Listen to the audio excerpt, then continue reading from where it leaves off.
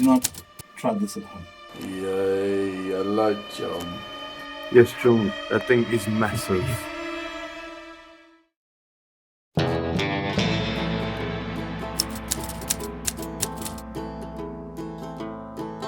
How's it? And welcome back to ED Wildlife for a rather unusual Kruger visit. I, along with 8 other veterinary students from Onderstepoort, have been tasked to spend 2 weeks in the bush working with the rural livestock and pets in the towns and villages surrounding the Kruger National Park.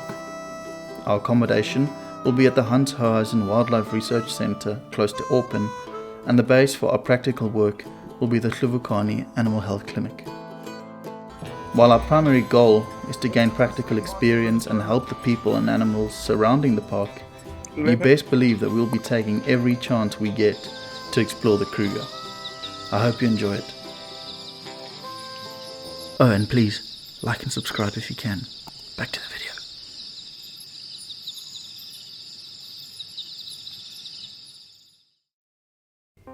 Since you probably didn't click on this video to watch us try to treat sick and injured animals, I'll keep the next part of this video pretty brief and give you a quick look at the average day in the life of an Onderstepoort student at Hluvukani.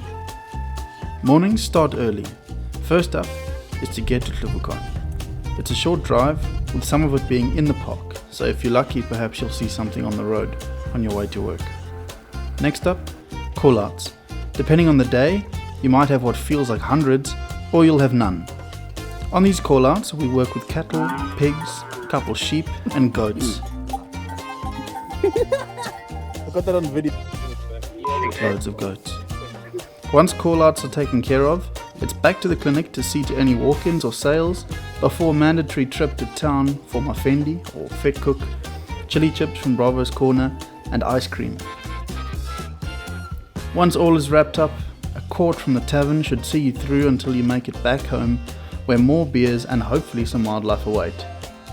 If time allowed in the afternoons, Kewan, Dale and I, being fortunate enough to have wildcards, would hit the H7 like a flash in the hopes of finding birds and big game. Whew.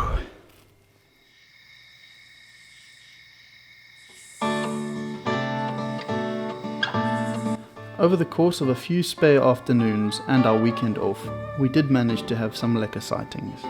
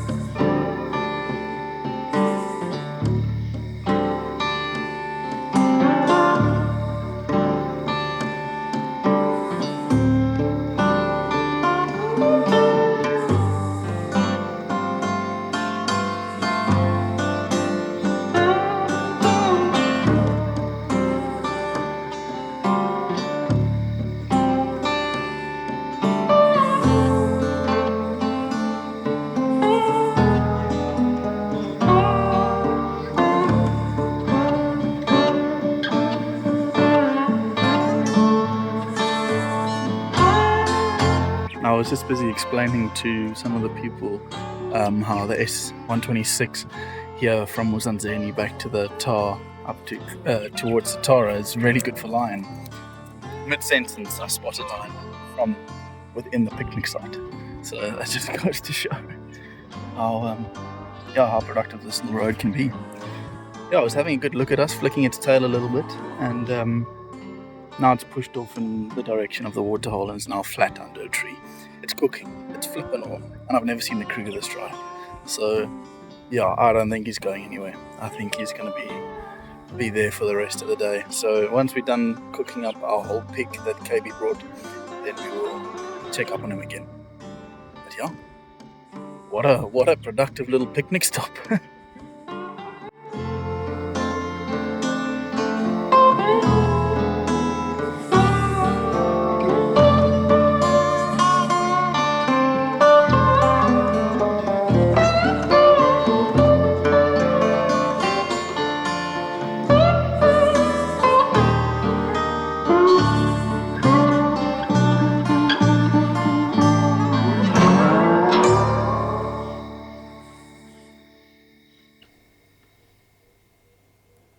The picnic site male was not the only lion sighting we would have for the trip. Late one afternoon, after a particularly long day of work, we bumped into some of the lionesses and sub-adults from the Birmingham Pride. This pride is famously known for its white lions, although these particular individuals did not appear on the day. Regardless, we certainly were not complaining, as over the previous days we had been trying to no avail to find them. Good morning, Dale. Morning, morning. No luck with the Birmingham Pride thus far, but we shall try some more. Yeah, basically spent the whole day driving and really only saw a whole bunch of hyenas and elephants. In addition to lion, we also were lucky enough to find a cheetah. It was the heat of midday at the time, and so was not particularly active, and unfortunately was not proving to be a very cooperative model. No, I can't see fuck all. Sure. Don't even remember where it is. He was probably walking here when someone spotted him. Can you try to speak again? Carrying on with the theme of big spotted cats, we were fortunate enough to find a huge male leopard with his impala kill hoisted up in a tree alongside the Timbavati River. Yo, now my battery's gonna cook.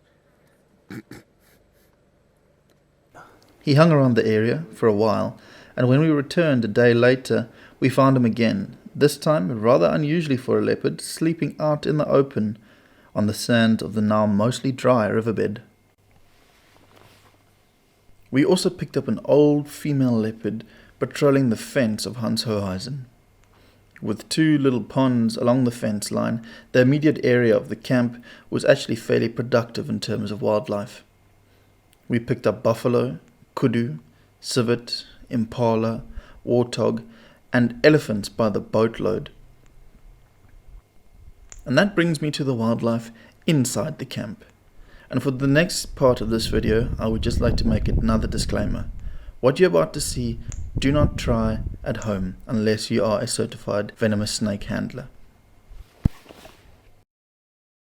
Okay, so a little bit of excitement this evening. We just received word from Matt and Sarah, who's staying next door, that a snake came past their room. And it most certainly did come past their room and straight into ours. In the corner over there is a Mozambique spitting cobra. So I've got my glasses on and I'm awaiting the arrival of some proper protective goggles and some toms to get rid of it. I have done this before, so before you kill me in the comments on YouTube, I have done the snake handling course. But in the Western Cape, we don't deal with spitting cobras, so this is a whole new kettle of fish for me. Let's see if my eyes make it out in one piece. This O's busy. The snake is in the kitchen and he's busy making us 2-minute noodles. Old Maggie would be proud, John. And also have a look at our shrine there in the background while we Oh, yeah. yes.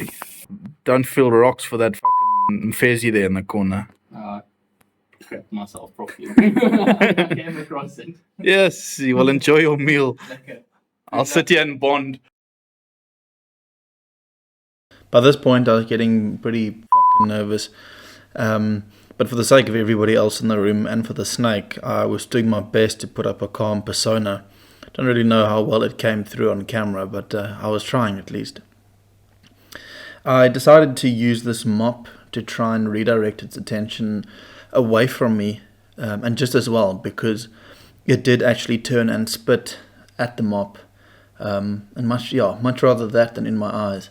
Once I got a hold of it, it was fairly easy, although the scariest part in my mind is closing the lid of the bucket, because at that point you can't really see the snake. So I decided to keep a hold of it while I placed the lid on it, and I think that helped as well. All in all, pretty successful, and now it's just to release it far enough from us, but also not too far out of its own territory.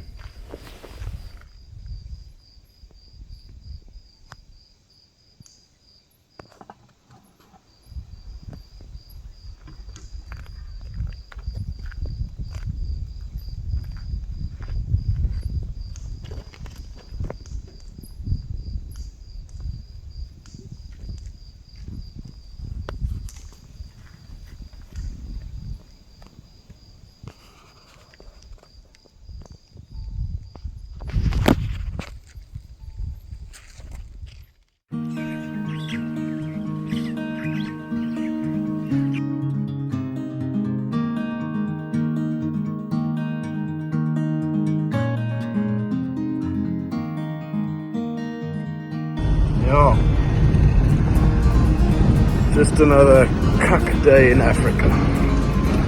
With my leg. With my leg.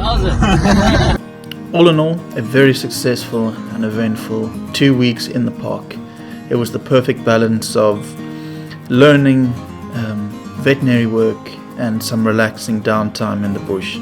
It was really lekker to be able to finish off a day of work in the park with friends and beers.